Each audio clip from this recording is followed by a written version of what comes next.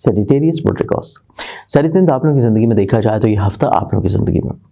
आप लोग कहीं ना कहीं पे अपनी ज़िंदगी में जो परेशान थे, अपनी बीमारी को लेके, फिजिकली तौर पे हेल्थ को लेके, अपने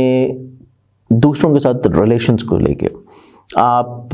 काम की जगह के ऊपर मोनोपोलीज को लेके, आप लेग पुलिंग को लेके कि दूसरे अफराद किसी न किसी तौर के ऊपर आपके साथ बहस तकरार, आपके खिलाफ बातें किए जा रहे हैं, उन चीज़ों को आप लोग इस हफ्ते में निस्बतन बहुत अच्छे अंदाज में टैकल डाउन कर लेंगे।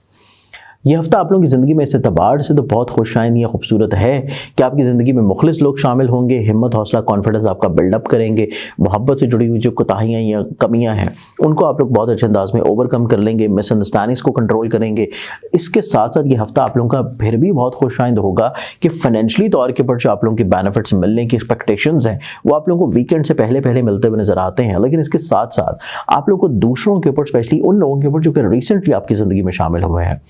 बहुत ज़्यादा रिलाय नहीं करना चाहिए, स्पेशली